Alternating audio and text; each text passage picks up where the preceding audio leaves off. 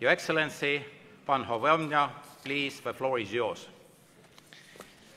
Thank you so much, ladies and gentlemen. Thank you, Mr. Speaker. Mr. Speaker, all honorable members of Estonian Parliament, I'm coming here with cordial greetings from the Polish Sejm, Polish lower chamber. As you know, we have, and I will take a minute to show you how deep our relationships on this parliamentary level are, but let me first start with a little bit of Estonian. I'm not sure if you already had your portion of laugh today, so you will have definitely the chance to laugh at me a little bit when I will be trying to perform it. But let me start with the words of General Laidoner, our, I would say, common hero, husband of Maria Kruszewska, Polish citizen, Polish noblewoman. It was not the start of our relationship, and I remembered it very well when I was in Tartu on the invitation of Laurie here. You know how we shared our history in the past. But these words I want to say, or to try to say, in this chamber are mina olen iseseisva esti rigi tegelane. These are the words of General Laidoner showing one of the most important things we do have in our lives. Doesn't matter if we are politicians or just regular citizens. I mean pride. I mean this feeling of integrity. This deep value coming out of feeling that we are the part of the community, that we are together. Because we as people, we are not created to be alone. We are always looking for relations. We are looking for the chance of cooperation. We are trying to build a better future for our loved ones. And it all starts with this feeling where I belong to. What is my identity? Who am I? Not against the others, but to show the others that we, I and you, we can build something together. And General Laidoner, who was the chief commander of your armed forces in a very troubled time, he was a visionary as well, because he knew that our geopolitical position is like it is, and it won't be any different in upcoming generations. We are here, and it's not only our heritage, but also it's a great challenge, especially in this era when we have this aggressive politics coming from the Russian side on a daily basis. And we can see it every day on our eastern border in Poland with all the migrational pressure, with all the hybrid war Lukashenko and Putin are making or trying to make in this very fragile part of Europe. We can see it when my wife, who is a jet fighter pilot, is flying every day to meet Russian aircraft starting from Kaliningrad and trying to provoke NATO forces. We can see it, and we saw it during presidential elections we just completed in Poland, with outstanding number of attempts of destabilizing the electoral process we had during this very difficult time for our politics. We can saw these people in Kremlin, in Minsk, working 24/7 to divide us internally and externally. So that's why I'm saying that General Laidoner was a visionary, because he used to say that we have to work together. He was a close friend of our Marshal Piłsudski, the founder of our independence. But he also tried to do whatever he could, you know it better than me, to build good relationship with Russia, with Lithuania, with Latvia, with Finland. Right now we are doing the same thing.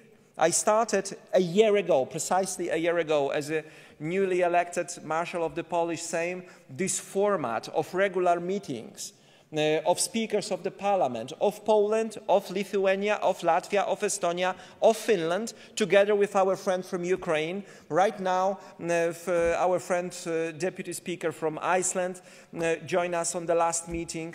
We started in Białystok, in my hometown, in Poland, near the eastern border. Laurie was there. Then Laurie invited us to Tartu, and we met in Tartu. We had a meeting in Vilnius.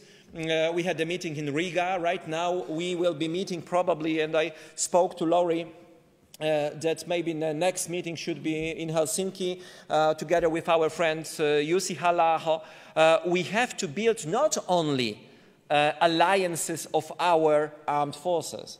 Right now, we need something much more important. We need to build, as parliaments, alliances of our societies. Because at the very end, when it will be the real crisis, the societies will be backing or not political and military decisions of the politicians.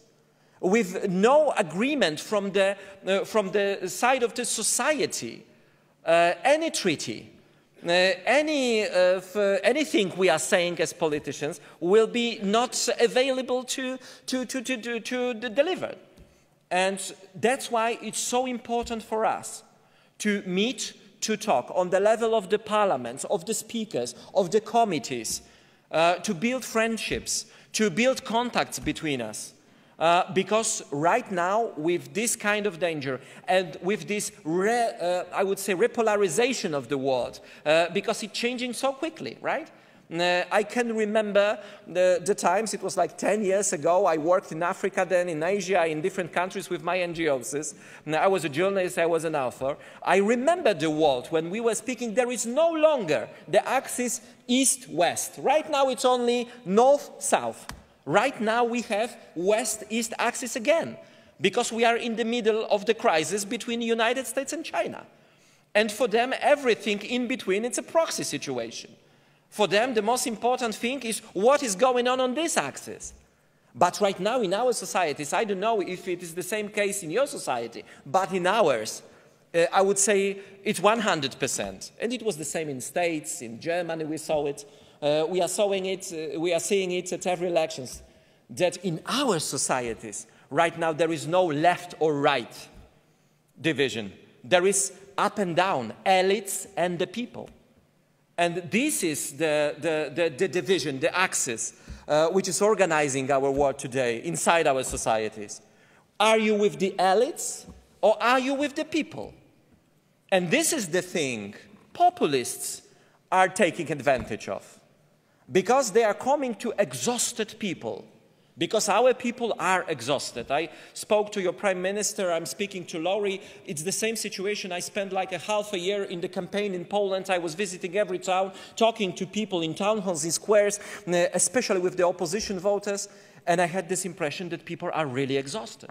They have kind of internal, sometimes hidden PTSD after COVID. After this feeling that war is coming closer and closer to our borders, mortgage rate is going up, financial crisis is active here and there, migrational crisis is active. We experienced 5 great crises in the perspective of 10 years, in the span of 10 years. After each of these crises, there was a huge collapse in the history of the humankind for the generations. And we experienced 5 of them in 10 years, in the perspective of life of our children. I mean financial crisis, migrational crisis, climate crisis, war in Ukraine crisis, and COVID crisis. You know, people are exhausted and they want relief. And populists are coming and saying, okay, let's take this pill, this blue pill or yellow pill, everything will be better, you will be happy and you will be okay. Ukrainians are the ones we should follow. Jews are ones we should point as one who are Trump, others. We will show you. You know, there is no time for complicated answers for these people sometimes. But what can we do? And this is my last observation from my own experience in Poland. What can we offer them? More fear? This is the debate we are having right now in Polish government. As you know, we had the votum of confidence yesterday. And right now we are rebuilding our coalition. We expect to have the blessed times of no elections for 2.5 years. After a series of 4 elections, because we, in the last year and a half, we had presidential, parliamentary, European and local elections. Together, right now, there is a period of 2.5 years without any. Really blessed period, you know, to work a little bit, not only to talk and trying to campaign.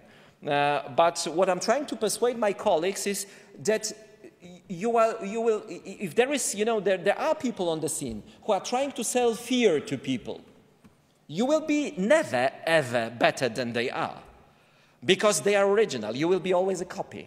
So don't attempt to be the better fear seller. You know, try to be a hope seller, because hope sells. Hope sells. And populists teach us that only fear sells, because it's the easiest way, you know, to scare someone and then to hug him, you know, to manipulate him emotionally. But what we want to do and what we should do is to show people that there is hope, that there is relief. Show them that there are some responsible leaders, that there is someone you can count on when you are solving your problems and the world is crumbling down. What wouldn't be any less complicated than it is? It would be probably even more complicated than it is. The question is what we would do with ourselves and with our standings as MPs. In Poland, in Estonia, everywhere, people are looking at us, and I can feel it in my country. What do they expect? What do they want to see? Fear or hope? Sellers of fear or sellers of hope? I'm telling you, I had this kind of argument once on one session somewhere. I was not a politician then, and someone very good in social media was trying to persuade me that sex sells. Like in the movie industry, in the internet, and in the... No, I said, hope sells better than sex. Hope is much more sexy than fear is. Because fear, it's sexy or attractive for a very short period of time. And on hope, we are building our lives as human beings, our relations, our loves, our relation to our children. In this crisis, in the middle of this crisis, I'm trying to define my own party. I started a couple of years ago. We were 3 years in the opposition. Right now, for a year and a half, we are forming a government. And you know what I pointed out? That right now we should name ourselves like a party of the pissed off parents. Parents who are not from the left, not from the right, and their only point of reference is the future of the kids, is the future of our children, of our grandchildren. And this is the only perspective we can share with the 80% of the population. We want a better future for our children. If you have any other aim, if you have any other thing you look for in politics, you will fail. You will fail sooner or later. Because you will come back home, as I'm coming back home, and my daughter will ask me, Daddy, what you did? Practically, what you did? Yes, you were shouting, they were shouting, you know, because it's allowed to shout in our parliament. Laurie told me that in your parliament it's not allowed. In our parliament they are singing, they are trying to fist fight, they are trying to do a lot of things. I hosted Polish Got Talent for 12 years, so sometimes I have this impression that I didn't really change the workplace. You know, I'm still doing in entertainment somehow. But yes, what did you do precisely for the people, for me, for my future? I hope that, and my wish to you is that it will be always our common perspective, and that together our societies represented by us parliamentarians will have a lot of chances to do good for our region. And believe me, as long as I'm a Marshal of Sejm, there will be very close contact with your Speaker, and with your parliament, and you will always invite it to Poland. Let's build something together.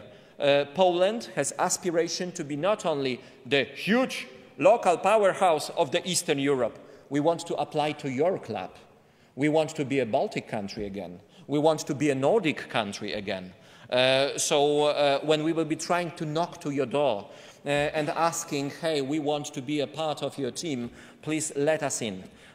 Because we can bring you new perspective, a lot of things we are having and we are experiencing right now. And I think that the answer for Putin's politics of dividing us should be only one. We have to stay together. Thank you so much for this opportunity. I know that you have plenty of very important votings today, and there will be a place for a lot of very important debates here. All the best to you, to your families, to your colleagues, and really, please, do hope in our future. Don't let these evil guys scare us. Don't let them make us worse people than we are. Thank you so much.